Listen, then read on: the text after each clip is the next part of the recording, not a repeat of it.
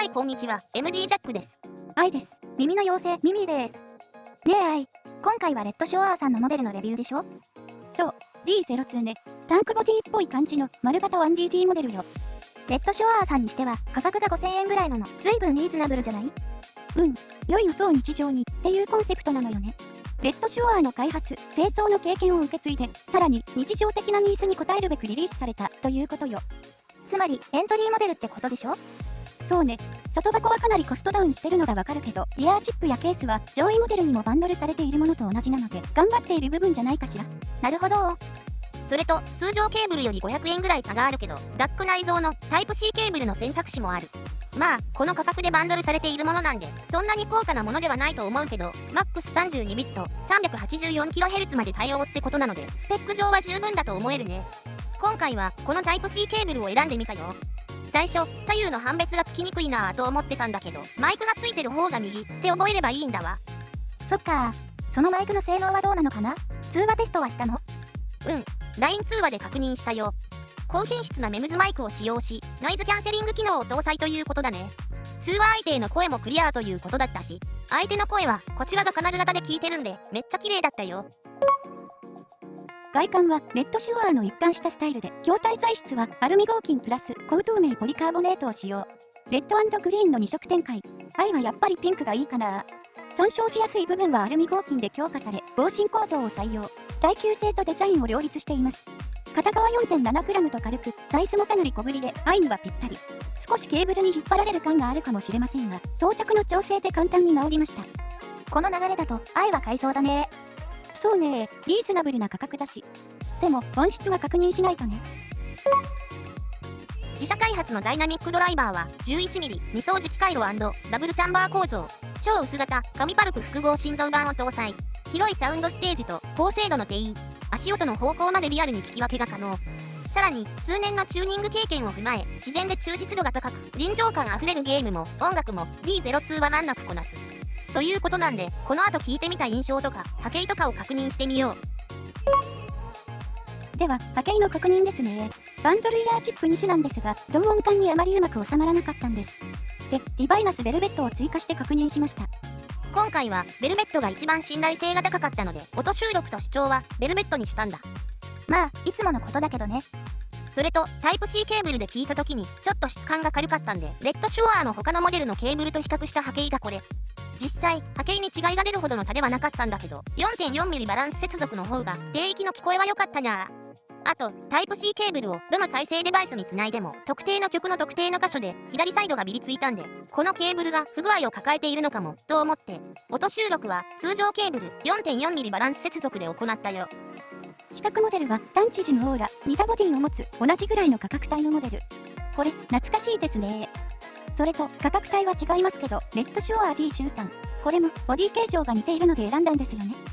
そうだね。じゃあ、まず聞いてみよう。音量上がるから気をつけてね。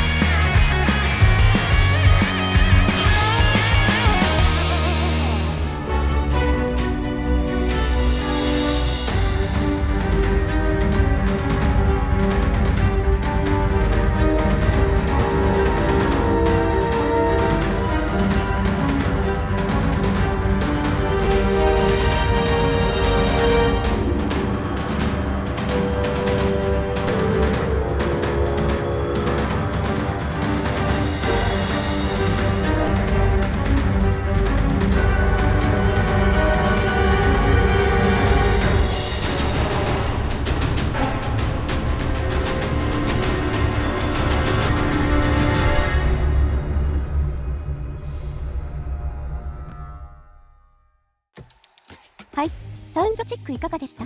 3 モデルの低域の出方が大きく違っていましたが、これは偶然ですか？偶然だよ。似た形状のモデル優先で選んだからね。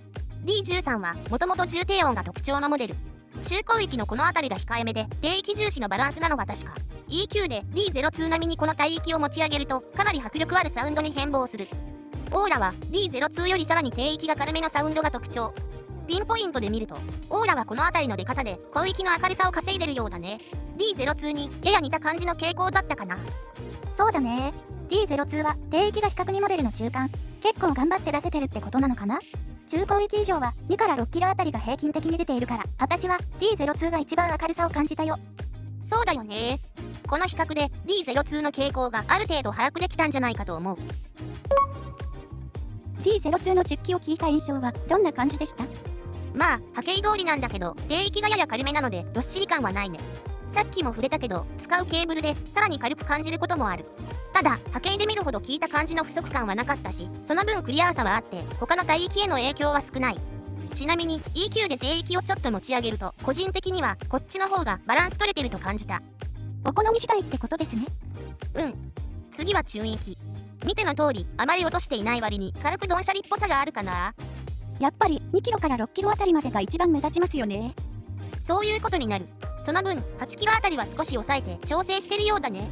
だからシンバル系ははっきり聞こえるけどうるさくは感じない。解像感は高め、パッと聞いた感じ結構いい感触。ボーカルははっきり前へ出てくれる。そりゃあこのバランスだもん。これならゲーム中の聞こえ方も鮮明だよね。そう思うよ。中高域をやや強調したバランスが許容できれば普段使いに重宝しそうなモデルだと思うよ。良い音を日常にというコンセプト通りということですかね。そうだね。はい。ということで、レッドショアーのエントリーモデル D02 のレビューでした。じゃあまた次の動画で会おうね。バイバイ。ご視聴ありがとうございました。MD ジャックチャンネルはイヤホンレビューを音と波形た言葉で表現します。チャンネル登録お願いします。